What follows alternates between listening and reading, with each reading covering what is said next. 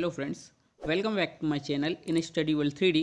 Friends, आज का video काफ़ी इन्फॉर्मेटिव होगा, सो प्लीज़ वीडियो को अंत तक देखिएगा क्योंकि ये सभी आपके रिकमेंडेशन पर बनी हुई हैं। जैसा कि आप चाहते थे, आपने कमेंट्स में हमें कहा था, सेम उसी टॉपिक को हम लेकर आए हैं। तो प्लीज़ वीडियो पसंद आए तो लाइक कीजिएगा।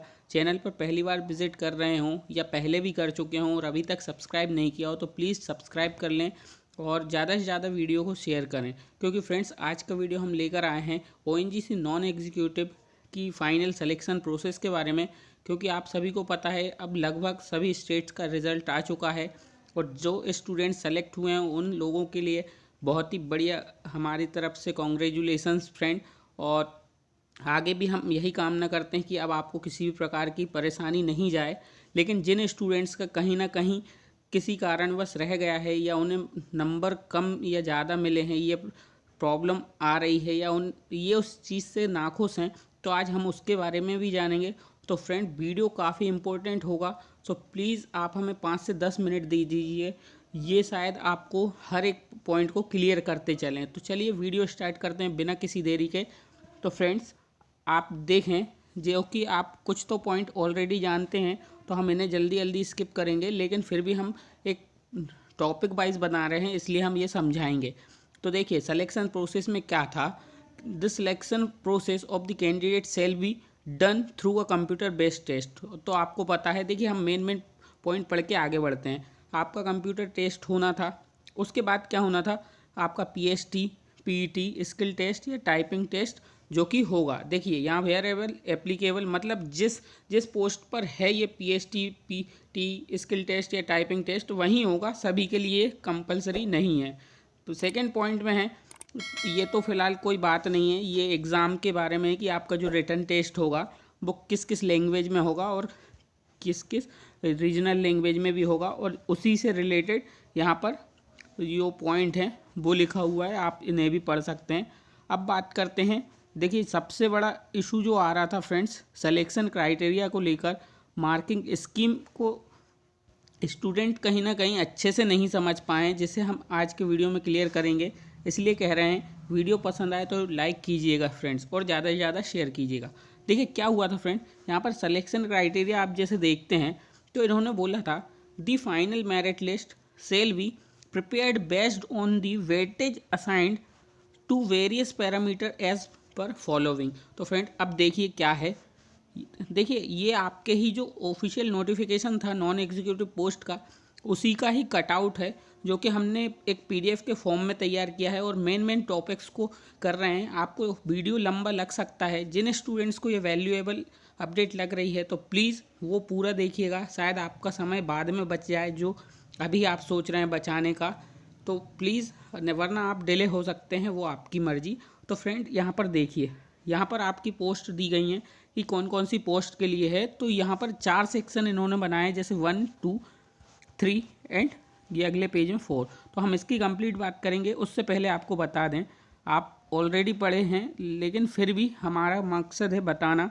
तो देखिए कंप्यूटर बेस्ड टेस्ट 85 मार्क्स था उसका, एकेडमिक परफॉर्मेंस का 10 मार्क्स मिलने थे और अप्रेंटिसशिप सर्टिफिकेट जिन्होंने लगाया था एज पर ज्वाइनिंग डेट तक। ठीक है फ्रेंड, यहाँ पर उन्होंने क्लियर कह दिया था। और यहाँ एक नोटेड बात ये कही थी उन्होंने कि departmental candidate who have served 5 years of or more than in the engineering discipline in ONGC as on closing date of online will also be awarded 5 marks in lieu of marks for apprenticeship certificate. तो कहने का मतलब है जो departmental candidate हैं already तो उन्हें और 5 साल सेवा दे चुके हैं तो उनको 5 नंबर एक्स्ट्रा मिलेंगे, यही बात इन्होंने कही है। तो देखिए फ्रेंड्स, आपका सबसे बड़ा डाउट आ रहा है स्टूडेंट्स का एकेडमिक परफॉर्मेंस के मार्क्स को लेकर। अप्रेंटिसशिप सर्टिफिकेट जिन्होंने लगाया है, ज्वाइनिंग का जो एप्लीकेशन फॉर्म था उस डेट तक, लास्ट डेट तक आपने लगाया है और उसके पहले आपको अथॉरिटी ने पब्लिश कर दिया था, आप तक आ चुका था और आपने लगाया, तो आपको वो 5 मार्क्स बिल्कुल फ्री मिल जाएंगे। लेकिन एकेडमिक परफॉर्मेंस का क्राइटेरिया जो है हम आगे डिस्कस करेंगे, तो प्लीज़ वीडियो में बने रहिएगा। देखिए यहाँ पर क्लियर उन्होंने समझा दिया है, आपको शायद किसी प्रकार की दिक्कत नहीं होगी। Weightage of academic performance will be based on marks obtained in essential qualification as follows। तो फ्रेंड इसको समझते चलिएगा।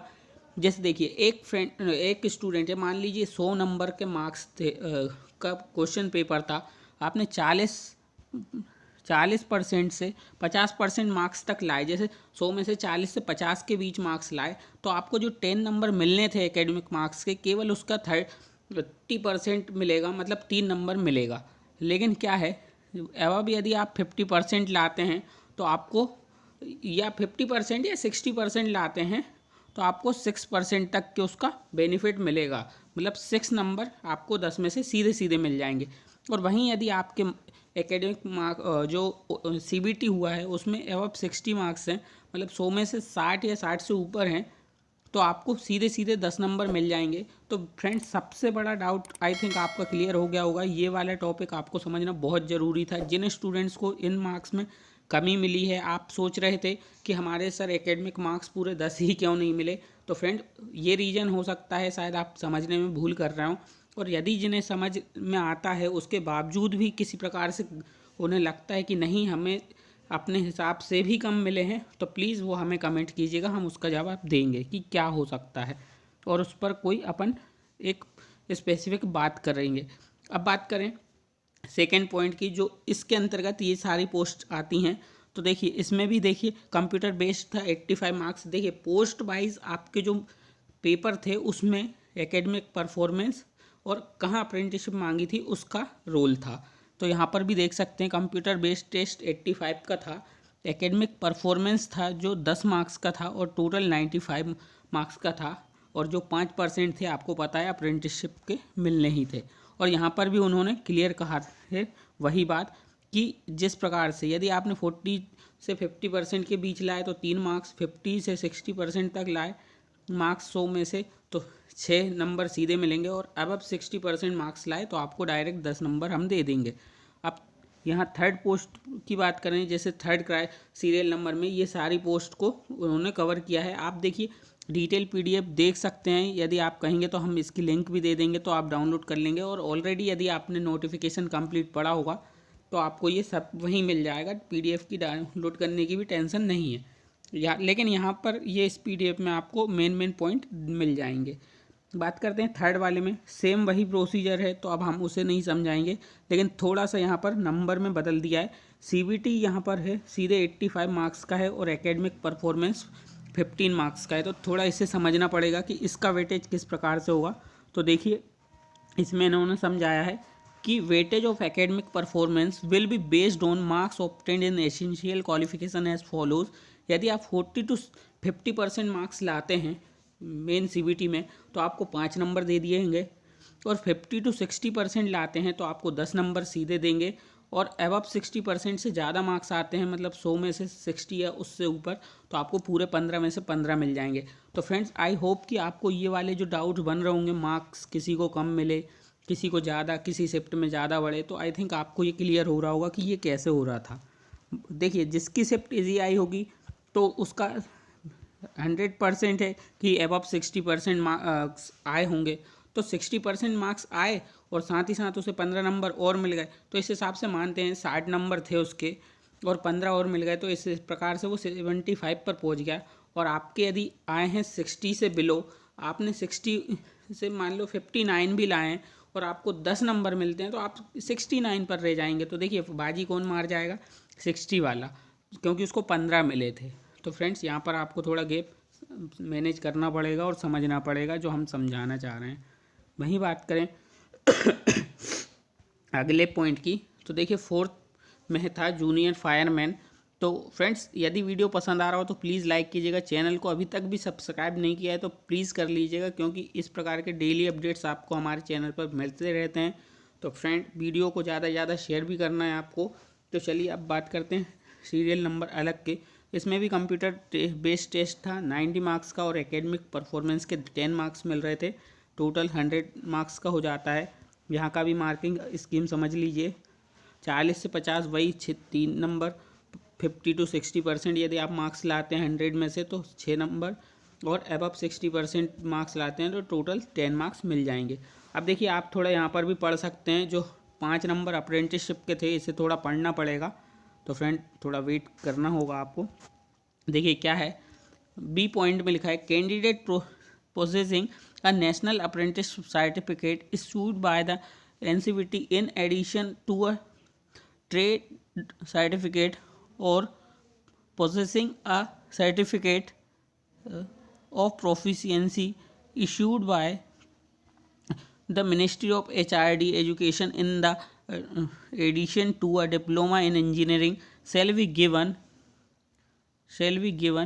Additional 5 marks wherever applicable. देखिए जहाँ जहाँ अप्रेंटिसशिप की है डिमांड, तो वहाँ पर आपको 5 नंबर मिल जाएंगे। अब इसके लिए कैसे मिलेगा, देखिए candidate must note that they would possess the certificate in relevant trade issued by the respective authority as on, देखिए ये लाइन बहुत आपको ज़रूरी है, as on the last date of the online application to be eligible for award of 5 marks for apprenticeship certificate। तो हमने आपको ये बात पहले ही कहा था कि 5 नंबर उसी को ही अप्रेंटिसशिप के पहले मिलेंगे जिसने एप्लीकेशन फॉर्म को भरते समय उस वक्त कंप्लीट कर चुका था और एप्लीकेशन फॉर्म के समय ही अप्रेंटिसशिप सर्टिफिकेट लगाया था। तो इस प्रकार से उसे 5 नंबर टोटल मिल जाएंगे। सी पॉइंट है 5 marks shall be granted to departmental candidates for technical discipline who have served. तो ये बात जो हम कर चुके हैं, तो उसने वही कहा है कि जो 5 साल ऑलरेडी डिपार्टमेंटल कैंडिडेट काम कर चुका है ONGC के लिए, तो उसको ये 5 मार्क्स मिल जाएंगे, और वो भी 5 साल कम से कम किया होना चाहिए और उसने अप्रेंटिसशिप ट्रेनिंग का सर्टिफिकेट लगाया होगा, तो उसे 5 नंबर मिल जाएंगे। और आगे बात करते हैं, candidate must possess a minimum score of 40% marks in the essential qualification. और कैंडिडेट को मिनिमम 100 नंबर में से 40% मार्क्स लाने ही पड़ेंगे, तभी ये नंबर मिलेंगे आपको।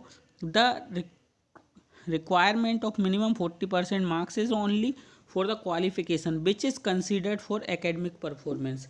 तो क्या है, आपको 40 नंबर केवल एकेडमिक परफॉर्मेंस के बेस पर देखकर लाने हैं। ऐसा मतलब नहीं है कि आपने 40 नंबर ले आए और आप कट ऑफ को क्लियर भी नहीं कर रहे हैं तो फाइनली आपका सिलेक्शन हो जाएगा। लास्ट बात करते हैं, weightage shall be given to academic performance based on the marks obtained in the qualifying examination essential qualification. जैसा कि हमने बताया है, आपका जो CVT था वो एक तरह से क्वालिफाइंग नेचर का था, तो एकेडमिक परफॉर्मेंस का आपने क्राइटेरिया पूरा देख चुके हैं कि कैसे 40 to 50 में आपको नंबर मिलेंगे, 50 to 60% मार्क्स लाने में मिलेंगे और 60 अबव में कंप्लीट मार्क्स मिलेंगे, तो ये आप समझ गए होंगे। अब बात करते हैं, award of marks for academic performance shall be assigned for the qualification mentioned in the table against respective post. तो आपने ये ऊपर ऑलरेडी देख चुका है, तो आई थिंक हमें बताने की ज़रूरत नहीं है। अब सबसे बड़ी बात निकल कर आती है कि मिनिमम फिजिकल स्टैंडर्ड पैरामीटर्स क्या हैं और क्या क्या स्टैंडर्ड टेस्ट होते हैं वो बता दीजिए। तो देखिए फ्रेंड्स, अभी तक यदि आप हमारे वीडियो में हैं तो बहुत ही बड़ी खुशखबरी है आप सभी के लिए कि आप बहुत कुछ अच्छे से समय से पहले जान गए हैं। अब इसके बाद हम DV पर बनाने वाले हैं वीडियो, जिसके बाद आपको किसी भी प्रकार की प्रॉब्लम नहीं जाएगी, आप हर एक पॉइंट को क्लियर करते चलेंगे हमारे चैनल के माध्यम से। तो आपको वीडियो पसंद आ रही हो तो लाइक करें, चैनल सब्सक्राइब करें, ताकि अपकमिंग अपडेट्स आपको जल्दी से जल्दी हमारे चैनल के माध्यम से मिलती रहें। अब बात करते हैं minimum physical standard test PST parameters. तो देखिए क्या होता है friends, name of the post, यहाँ पर अलग अलग पोस्ट के अकॉर्डिंग अलग अलग आपको फिजिकल स्टैंडर्ड मांगा है। तो सबसे पहले देखें हम फॉर मेल्स के लिए कैटेगरी, फॉर ऑल कैटेगरीज। देखिए फॉर ट्राइब हिमालयन, तो यहाँ पर क्या है, हाइट जो है मिनिमम मेल्स की वो 168 सेंटीमीटर मांगी है, वहीं जो ट्राइब्स या हिमालयन ट्राइब्स हैं। और देखिए पोस्ट का नाम भी आप याद रख सकते हैं, जूनियर फायर सुपरवाइज़र या जूनियर फायरमैन में ये मांगा है 163 centimetre, 168 centimetre. 4 person for state of Assam, Assam वालों के लिए 163 हाइट मांगी है। वहीं बात करें for tribes Himalayan from state of Assam, जो हिमालयन में रहते हैं या ट्राइब्स में हैं, तो उनकी 160 सेंटीमीटर हाइट मांगी है। और यहाँ पर आपको देखिए वेट का कोई एक फिक्स क्राइटेरिया नहीं है। जो स्टूडेंट्स हमसे मांग रहे थे कि सर वेट का क्या रोल है, कुछ होना चाहिए, तो यहाँ पर वेट कुछ नहीं बताया, तो हम भी आपको नहीं बताएंगे।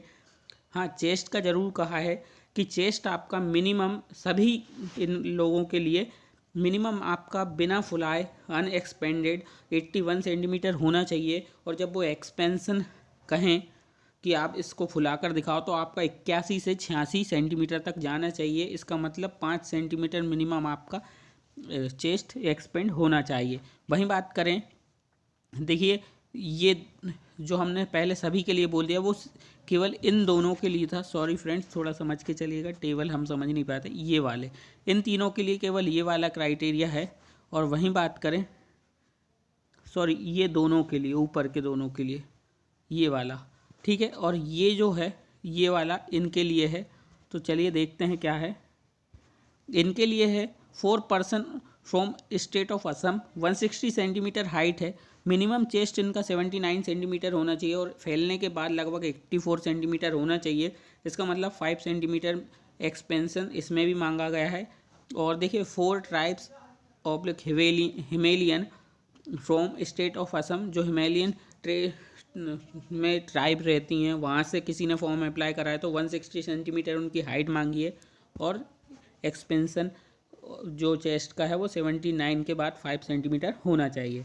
और फीमेल कैंडिडेट की बात करें तो देखिए जूनियर फायर सुपरवाइज़र या जूनियर फायरमैन वही पोस्ट है आपके लिए। फॉर ऑल कैटेगरीज में आपकी हाइट 152 सेंटीमीटर होनी चाहिए।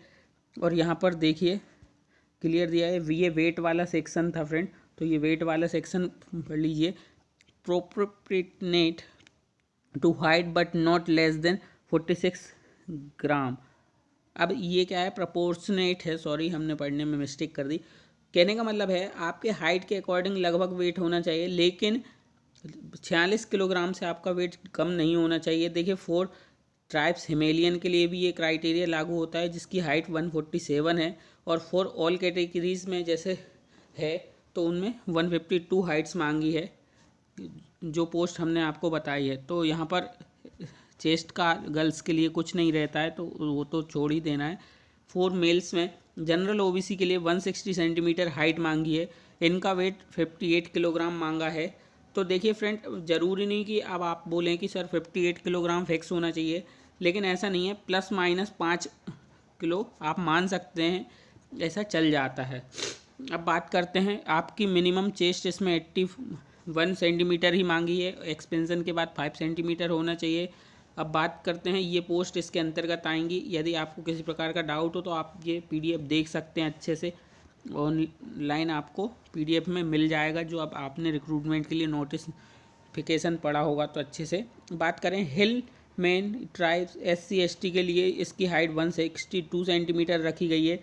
50 किलोग्राम का आपका अप्रॉक्स वेट होना चाहिए, प्लस माइनस 5 रख सकते हैं आप, लेकिन माइनस मत रखिए। मिनिमम 50 kg तो आपको होना ही चाहिए। और 79 चेस्ट रखा गया है 5 सेंटीमीटर एक्सपेंशन के बाद। और लास्ट में आती हैं ये सारी पोस्टें, तो इनको देख सकते हैं आप। और यहाँ पर क्या लिखा है, 6x6 विदाउट ग्लासेस, यहाँ पर आई साइट का दिया है, without any history of night और कलर ब्लाइंडनेस ETC। तो यहाँ पर कोई हाइट वाइट का कोई रूल नहीं है, शायद इसमें कोई फिजिकल की एफिशिएंसी का वही रूल नहीं है। तो इसमें आपको 6x6 क्लास जो है आई साइट होना चाहिए, बिना ग्लासेस के आपको किसी भी प्रकार का चश्मा नहीं लगाने दिया जाएगा। और आपको किसी भी प्रकार की कलर ब्लाइंडनेस की पुरानी बीमारी नहीं होनी चाहिए या प्रेजेंट में नहीं होनी चाहिए।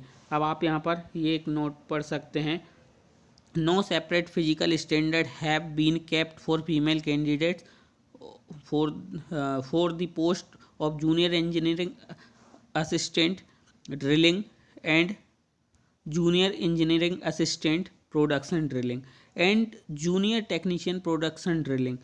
तो फ्रेंड्स यहाँ पर उन्होंने बता दिया कि इन पोस्ट के लिए इन फीमेल कैंडिडेट्स का कोई फिजिकल स्टैंडर्ड टेस्ट नहीं होगा।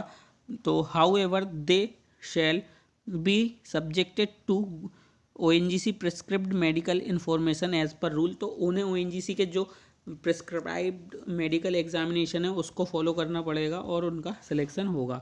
अब बात करते हैं, देखिए ये लाइन लगभग वही है, डबल कॉपी हो गई है यहाँ पर, कोई बात नहीं।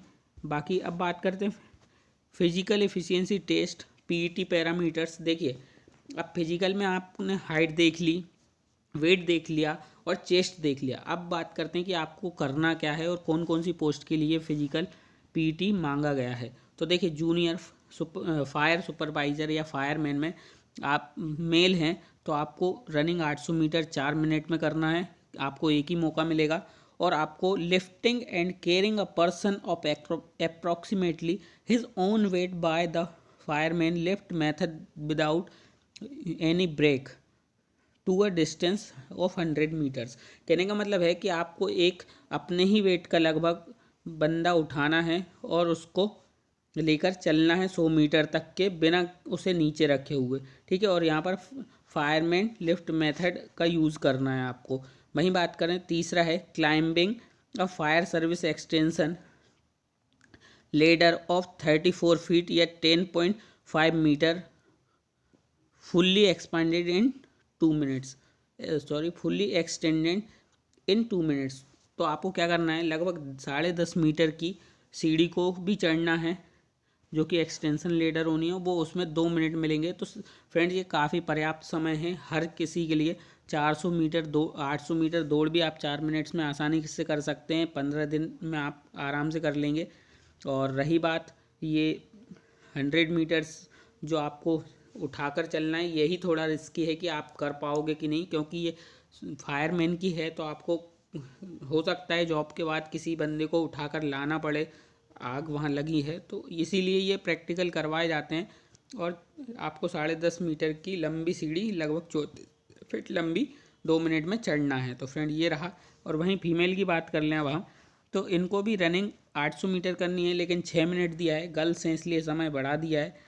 और इन्हें भी ये है lifting and carrying a person approximately, उनका ही वजन का देखिए चाहिए इन्हें, लेकिन इन्हें 75 मीटर्स ही चलना है। और फायरमैन लिफ्ट मेथड का ही उपयोग करना है, ये एक मेथड होती होगी जिसके अकॉर्डिंग आपको चलना रहता होगा। और देखिए यहाँ पर थर्ड पॉइंट में इन्होंने वही बात की है, climbing a service extension ladder 27 feet या 9 meter fully extended in 2 minutes. तो लगभग आप समझ गए 9 मीटर का रहता है। अब बात करें स्किल टेस्ट होंगे। देखिए हम सभी प्रकार के टेस्ट को डिस्कस कर ले रहे हैं ताकि आपका आगे डाउट ना रहे, तो इसलिए वीडियो पसंद आ रही हो तो लाइक कीजिए, चैनल सब्सक्राइब कीजिए और ज़्यादा से ज़्यादा शेयर कीजिए। स्किल टेस्ट देखिए फ्रेंड्स, जो पोस्ट यहाँ पर दिखी गई हैं 1 2 3 और आगे जो पॉइंट होंगे उनमें, उनके लिए ही ये स्किल टेस्ट होगा, ज़रूरी नहीं सभी के लिए हो, तो हमने अलग अलग बात कर ली है। Skill test is applicable to respective post will be conducted as follows. Post ये हैं देखिए, फर्स्ट है जूनियर स्लिंगर कम रिगर, तो आप यहाँ पर ये पोस्ट पढ़ सकते हैं क्योंकि आपका ये काम है। और उसके बाद बात करें स्किल टेस्ट मेल और फीमेल का, देखिए ड्राइविंग टेस्ट होगा, हैवी व्हीकल का, फायर टेंडर का, क्रेन एंड एज एप्लीकेबल, यदि जैसा लगेगा उस हिसाब से।